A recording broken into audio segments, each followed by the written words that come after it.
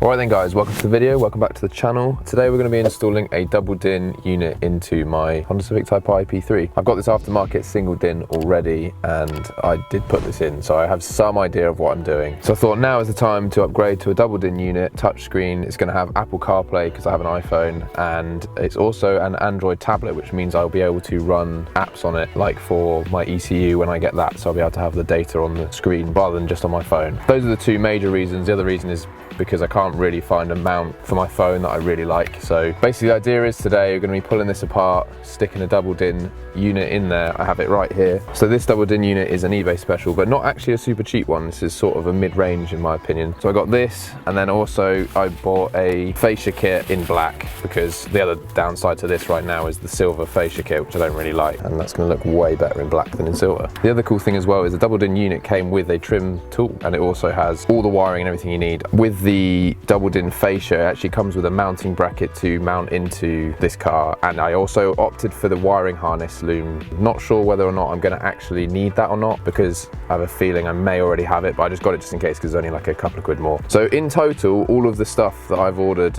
was under £200, so I'll leave a link for both of these bits in the description, so if you want to, you can check them out as well. Alright, so the first step is going to be getting this one out. I think what I'll do is I'll end up taking this whole panel out and then just doing it inside, because that's just going to be easier. So let's whip this thing out. Depending on if your car has been apart before will depend on how put back together it is, because there's a few screws that may have been put back in or may not. So if you've never had one out, you may have more to take off than I do. I'm pretty sure all I need to do is just pull this out. I can't quite remember because I didn't actually fully attach it back in because I knew it clipped back in fine without it being fully mounted. So this might be easier for me than it is for you, but let's pull this thing out and let's get going on this thing.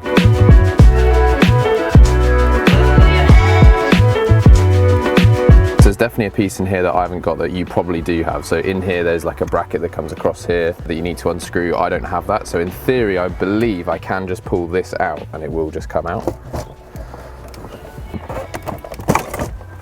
So that's much easier for me than it would be if yours is a standard one, because there's a couple of mounting points inside. There are other videos you can check out if you want to actually know how to do that, because I don't totally know because I haven't had to do it before. As you can see, that was pretty simple, so I just need to unplug this and yeah, we'll move on.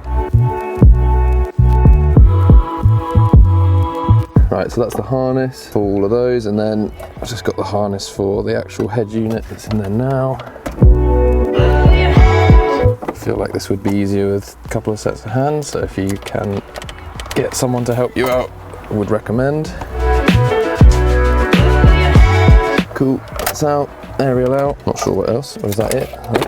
Oh, all the stuff's was falling out. Oh, and the mic. Nice, so we're out. Okay, so that's that unit out now, so let's head inside and pull this apart and get the other one in. So I thought I'd quickly just lay down everything and show you what you get with everything I bought. So we've got all the cables, everything included. We've got GPS module, Wi-Fi module, and then another mic. And then this is the bracket that came with the face unit, and that's the wiring harness that also came with it. But yeah, this is everything basically. So I'm assuming this should be plug and play. So what I'm hoping is it's not going to take me too long to figure out where everything goes. Let's get started and get this all put into the car. So first things first, I need to undo these. I've only got a couple of these in because this unit didn't actually come with more than this, so I've basically got less screws than you should have. I think this should be mounted with 4, but I've only got 2 in this. So let's get this Phillips head screw out. There's another one on the other side, and then we can get the single DIN unit out.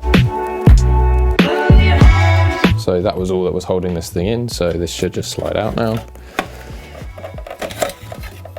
Alright then guys, so I've mounted in a double DIN screen, really simple, just 8 screws. But what I've had to do is take out the panel. This is like the heater control module. Again, it's just 3 Phillips head screws, so the same screwdriver you're using already. Just unscrew this. You got to take off these dials off the front to be able to pull this out. So I've mounted it in, got all screws in. Didn't need the mounting bracket that came with the fascia unit, so that's a plus. So it literally just bolts straight in on the side, like you can see here, 4 on either side, super simple. So I think now what I'm going to do is I'm going to plug in all of the cables in the back of it, just to have it all as one unit, and then we'll take it back to the car. I'm also obviously going to put back the heater module and everything now as well, so I'm hoping we should be heading back to the car really soon. The user instructions show you where everything plugs in, so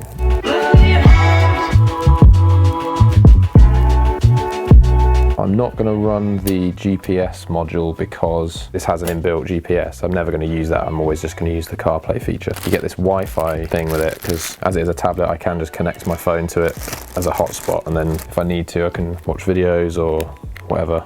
And that one is for here. that is everything ready to go this side. I'm going to take this out as well, just in case, but in theory, we're ready to try it out. Okay, so we're back in the car and I'm going to start plugging stuff in. It turns out that this adapter I already had, this was the one from my previous one. So if you've already got a head unit, in theory you should already have one of these. If this is the first time putting one in, then just pay the extra couple of quid to get the adapter in with it. You can buy the fascia plate without this. I just got it just in case because it was only a couple of quid more. So I'm going to plug this into the back of the harness on here. As simple as that. And then we can plug this end into the blue here, like that. Okay, so my plan was to use the mic that I had already run into the car, but it turns out that the mic input is a different size, so I'm gonna have to take out the one I've got in here currently and then rerun the new one. But I think first things first, we should test to see whether this actually gets power. This is a good sign. We've got a picture. Wow, that was easy. So another test I want to do is I want to plug in the USB cable to check that that is working, because if anything, that is the most important bit. That static is incredibly annoying. So I'm hoping if I just plug this in, it should just, right, we're charging, which is a good sign. Device detected. Surely it's not that simple. All right then guys, so some time has passed and I've wired everything in. I decided actually in the end I did plug in that GPS thing, so I thought maybe if I end up on track or something I might be able to use it in that situation. So the radio works, I've tried that. I've downloaded YouTube onto the Android part of it, and I've plugged in the CarPlay thing and that works. And then what I've also done is I've run the mic for this, basically the same path that the mic was already in here. And a pro little tip for you, if you already have a mic in here and you're rerunning another one, just tie the mic to the end that you've just unplugged from the head unit and just pull it through. And I managed to pull this mic all the way through the exact route that my last one went, which it was literally like 2 minutes. I literally just pulled it through all the way up here, and this has come out here. I haven't stuck this on yet, I will do that. So good little pro tip if you've already got one in. If you don't, it is going to take some time for you to wire up if you're wanting to run it to up here anyway. But all of this just pops off with the trim tool which comes with it, so that's pretty useful. So if you don't have one of these, do get one if you end up getting a different head unit. And then also with the USB port for the CarPlay, I ran it down by this cigarette like tray thing down here, and they've got the cable coming out down here so that I can just put my phone in this cubby hole rather than having it somewhere else. And it's just it's a bit cleaner. It's not the ideal spot. I would like to run it into the tub, but that is like a sealed piece, like there's no holes that I've found anyway without taking it apart. So this will do for now. So basically everything is in. I've plugged the heater module back in, I've plugged in all of these buttons all ready to go in. So in theory I should be able to just push this back and we'll be all good. So let's see what happens. Boosh. Right, final part, getting this black fascia on, which even in itself is going to look a lot better. So I'm hoping this does just click in. I'm not really sure how this thing actually fits. All right then guys, so this is it installed. I'm not totally convinced on how this fits at the moment. It just doesn't quite pop into all of the areas it needs to, and I feel like either I need to stick it in a little bit or just need to pad it out so that the teeth behind can grab onto the back of the panel, because that's actually how it attaches on. But either way, I can do that another time. So what I'll do is I'll give you a quick demo. So basically you turn ignition on.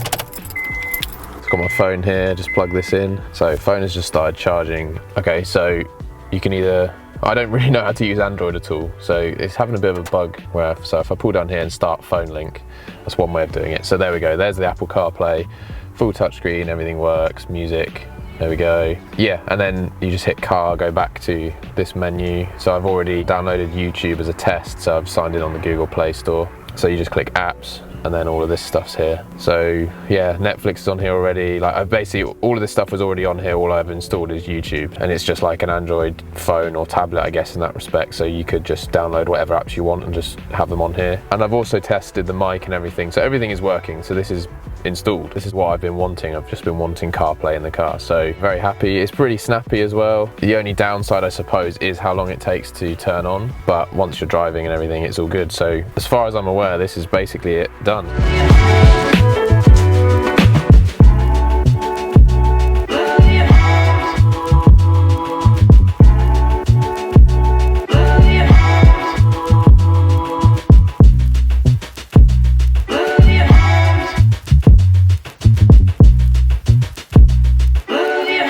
Right then guys, that's going to do it for this one. Pretty simple install really, just a little bit fiddly, but it's definitely something that's easily achievable really. It just takes a bit of time just to rewire stuff if you need to run the cables and stuff like that. I would definitely recommend picking something up like this if you want to be able to have CarPlay relatively cheap. I always in my head thought that it was way more expensive to get it, so that's why I never committed to it. So I think this is quite affordable. Again, links in the description for both these bits. If you want to get the exact same one that I have, for the price I would say this head unit is definitely worth it. It's got a pretty good quality finish to it, and it seems to be snappy enough that it's not like a low spec something. It's running Android 10 as well. So all in all, I think this is definitely a worthy upgrade, especially if you're wanting to update your interior. I really like how this looks now, especially with the black trim. Even though it doesn't fit quite right at this point in time, I much prefer the black to the silver that I had in here before. So yeah, that's going to do it for this one guys. Hopefully you've enjoyed this one. Remember to subscribe, like the video, comment down below if you've done this or you're going to do this. Let me know if you have any questions. I'm happy to answer them in the comment section. And yeah, nice one guys. I'll see you guys in the next video. Cheers.